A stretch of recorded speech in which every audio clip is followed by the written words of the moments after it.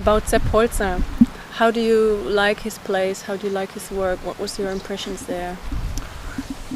Yes, the visit to Sepp Holzer's on the Permaculture tour before the convergence was quite inspirational and exciting. Obviously, Sepp is a man of enormous passion and energy and creativity, and it was, I think, very interesting for me to see someone who was working in a very, very radical way in breaking so many rules from horticulture, from forestry, from land design, and doing it in a way which is obviously embedded in a long connected personal history and of course cultural history with his place.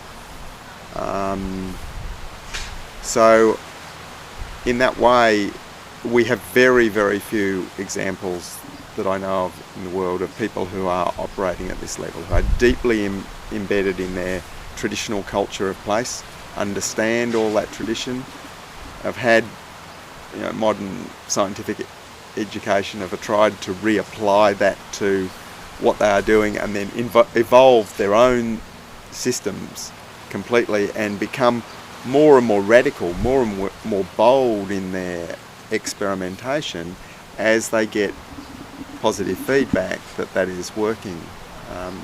So I thought that was very interesting, and certainly some of the examples like his pig tractor systems in with orchard trees were the best expression of ideas that Mollison and I proposed in the 1970s, but I have never seen better examples of that. I think the questions I had were to do partly with the resource inputs that actually have gone into creating that system. And I don't think that's a criticism in the sense of therefore that invalidates the work, because essentially I see Sepp Holzer's work is an incredibly efficient research station. It's not primarily a production system in the sense of this is a working, necessarily an example of a working farm that here's the production that actually sustains the economy. Clearly, Sepp Holzer's work, like my own work, involves education, publications, documentation, and the structure and organisation of the property is actually set up to partly be able to do that. And some people would criticise these things as that then invalidates the work, but the reality in the modern world, because we live in an information economy, the most valuable thing that comes out of any creative project that does new and different innovative work is the information value. It is far greater than any concrete yield, and that might be partly because food and basic natural resources are so cheap in the modern world relative to people's other economies, and partly because the power of information to influence other things. I would still take Sepp Holzer's work more at the inspirational level than necessarily direct translation. And of course, to work at the scale he has done with earthworks and working very powerfully in the landscape, this is potentially dangerous stuff if you don't know what you're doing, or you're moving into an environment that's very unfamiliar or maybe driven by other circumstances. So,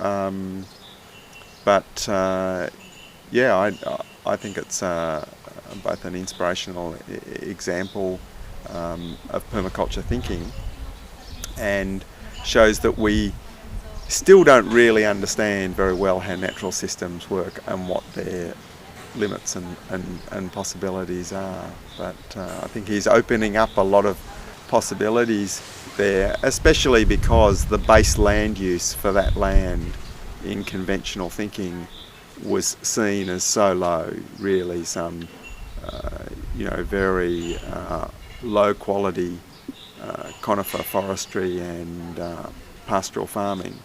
It's showing the possibility that in these quite harsh landscapes and environments, it actually would be possible to create a diverse resource base that again could support quite significant numbers of people in the future. And Sepp, in a way, in building buildings and providing all this possibility of food production in multiple ways, is like providing the biological and physical infrastructure for a community, even if he is not himself a community-oriented person. So I think there's all sorts of interesting lessons there. The last one is this bold use of earthworks is what I'd call a very good example of creative use of fossil fuel, because this is not uses that, as I understood the system, need to be endlessly put into the system. They are about using capital resource which is available today to set up infrastructure which should in the future be able to be managed with much lower inputs. And that is, I described that permaculture actually involves these powerful uses of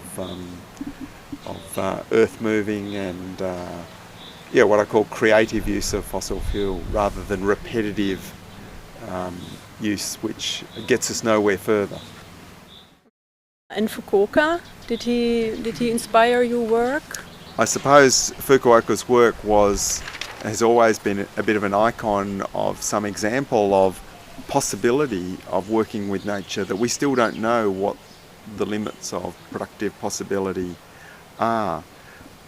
But also it was interesting for me, being in Japan last year, to realise that Fukuoka's work in natural farming is part of a lineage of natural farming in Japan which dates back to the 1930s. And the elements of natural farming are not necessarily only the way Fukuoka constructs it.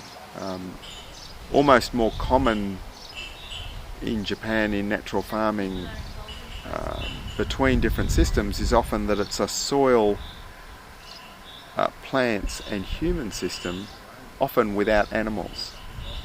And so this is actually in some ways quite a challenge to permaculture thinking, and in places is sort of a form of vegan agriculture. Mm-hmm. And I suppose before people sort of rush off and say, these are the solutions to how do we have vegan permaculture or whatever, a lot of these things relate to environment and also a deep cultural context. And the Japanese environment is an enormously fertile and abundant environment, and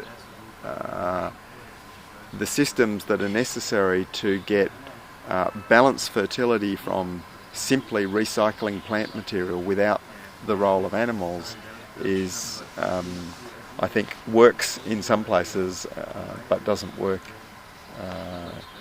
in others. And I think that's true with all different sorts of sustainable methods. People sort of are looking for something that will work everywhere, and this is never quite so.